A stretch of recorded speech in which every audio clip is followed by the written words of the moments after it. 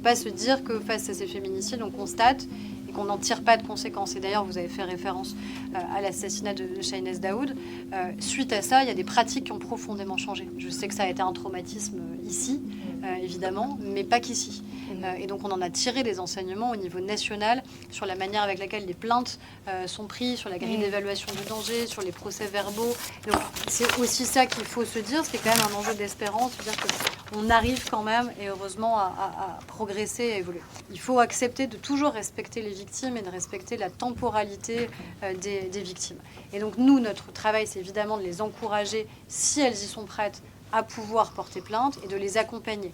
Pour ça que moi je plaide sur le fait qu'il puisse y avoir une aide juridictionnelle dès le dépôt de plainte pour accompagner les victimes, aussi au moment des prélèvements, parce que c'est une épreuve supplémentaire quand on a des prélèvements à faire, des constatations à faire évidemment, et puis parce que je pense qu'un avocat pose des mots qu'une victime ne peut peut-être pas forcément réussir à poser au moment où une plainte est enregistrée, où des prélèvements sont réalisés. Donc je pense que c'est quelque chose qui est très complémentaire et qui est, je pense, très protecteur pour les victimes dans leur parcours. Par contre, s'il devait y avoir un classement sans suite, moi je considère qu'il faut motiver ce classement sans suite. Et puis il y a des voies de recours qui existent et les victimes méconnaissent leurs droits. Elles ne savent pas forcément qu'elles ont des voies de recours après un classement sans suite. Donc c'est vraiment l'amélioration de l'intégralité du parcours qu'on doit réussir à faire. En 2024, il y a eu une augmentation de 11% des violences faites aux femmes et notamment des violences en fait conjugales. Et on lui a posé en fait la question du calendrier parlementaire de la loi cadre en fait pour réduire les violences faites aux femmes et elle nous a indiqué en fait que dès que le budget de la France serait voté,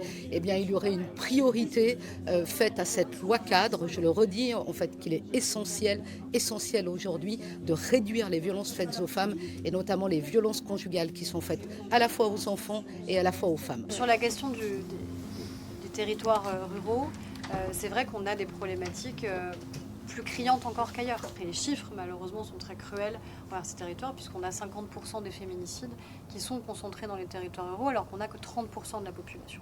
Donc ça veut dire qu'il faut qu'on mette des moyens supplémentaires.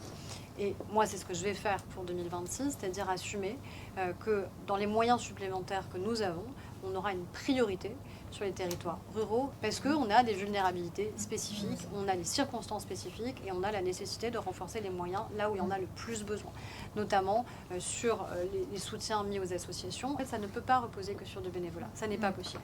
Les associations qui accompagnent les victimes, quels que soient d'ailleurs les types de victimes accompagnées, doivent avoir des salariés. Et sur les mouvements masculinistes, je pense qu'au début, certains l'ont à peu près à la légère. On a vu arriver comme ça des vidéos sur les réseaux sociaux, sur TikTok, etc. Et ça a prêté plus au ricanement qu'au sérieux. Si, ça a des effets réels.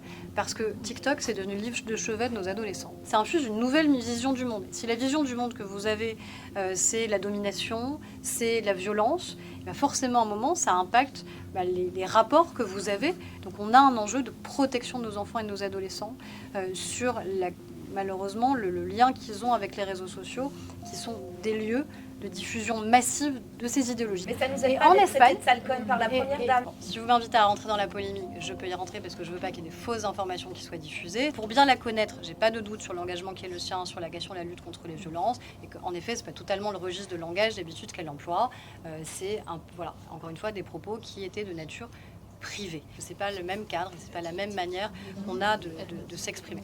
La seule réponse qu'a eu Aurore Berger par rapport au fait que la première dame de France insulte des féministes engagées de sale conne, ça a été de dire que les propos ont été tenus dans un espace privé et que dans un espace public, elle ne les aurait pas tenus. Mais ça nous permet surtout de voir en fait ce que pense Brigitte Macron en privé des associations féministes, c'est-à-dire des sale connes. Et donc ça interroge quand même sur l'engagement de l'État pour soutenir les associations dans la lutte contre les violences.